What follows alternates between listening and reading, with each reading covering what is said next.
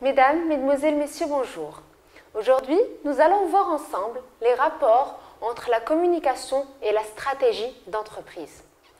La communication d'entreprise est actuellement un élément important pour réussir toute stratégie, que ce soit une stratégie commerciale, une stratégie marketing, mais également une stratégie interne de ressources humaines pour fidéliser les collaborateurs et pour avoir un turnover qui est moins important que ce que nous connaissons actuellement de nos jours.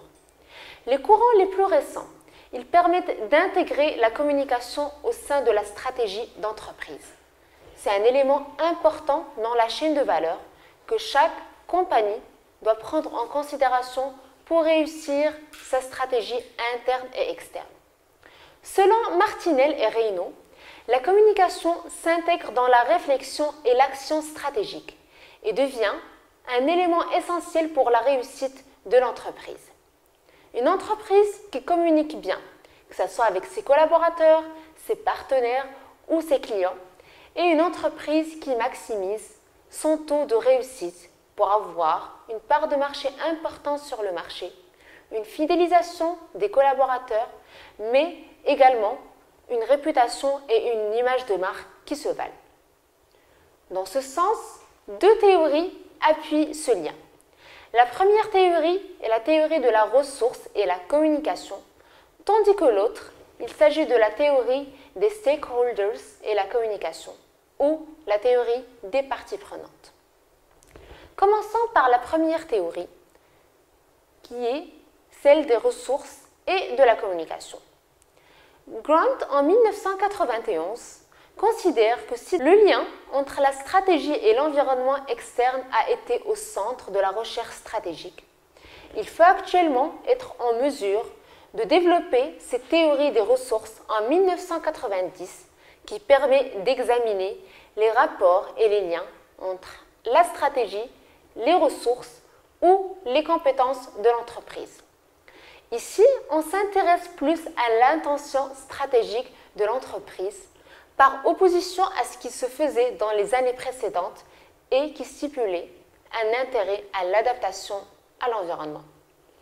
Donc, on est dans une situation où la stratégie d'entreprise est perçue comme une démarche qui est volontariste et qui transforme les facteurs clés de succès au profit de l'entreprise.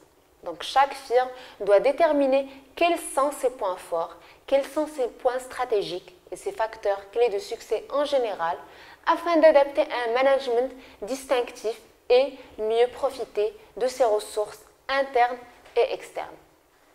Ici, il s'agit de saisir les opportunités de marché.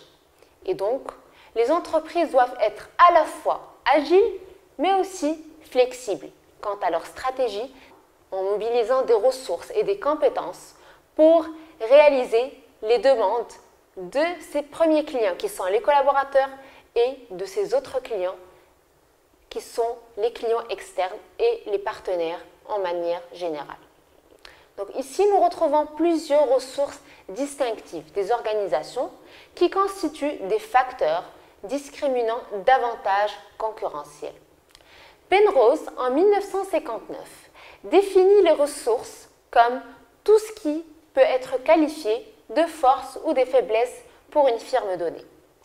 Pour chaque entreprise, établir une analyse SWOT est très important pour son bon fonctionnement, mais également pour sa survie sur le marché et pour fidéliser des clients et conquérir de nouveaux. Donc, quand une firme connaît ses forces, ses faiblesses, elle mesure les opportunités qu'elle peut avoir face à elle pour en tirer davantage. Mais également, elle doit prendre conscience qu'il y a certaines menaces comme une concurrence accrue, comme un marché économique de plus en plus changeant. Donc, connaître ces 4 facteurs permet à toute entreprise de communiquer sa communication, que ce soit en interne ou en externe, en mobilisant certaines ressources. Penrose, toujours, dit que pour toute entreprise, nous avons une multitude de ressources. Ce sont des actifs qui sont soit tangibles, soit intangibles. Et ils sont associés de manière quasi permanente à la firme. Il les définit en 6 catégories. Nous avons les ressources financières, qui attestent par exemple du rendement de l'entreprise, du taux de rentabilité, etc.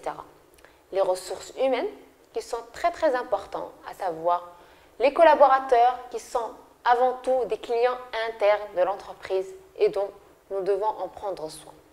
Nous avons également les ressources physiques comme le site de l'entreprise, l'infrastructure, etc. Les ressources organisationnelles, il s'agit là du management de l'entreprise et toutes les ressources qu'il utilise pour une meilleure organisation en interne.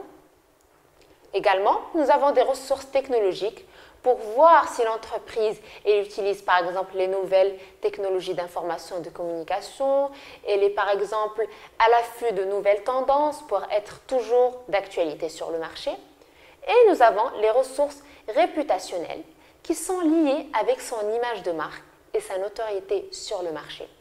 Ici, cette ressource, elle est très importante puisque une entreprise, par exemple, elle peut passer des années à construire sa réputation, mais il s'agit d'un mauvais fonctionnement, d'une mauvaise décision managériale pour que sa réputation soit touchée.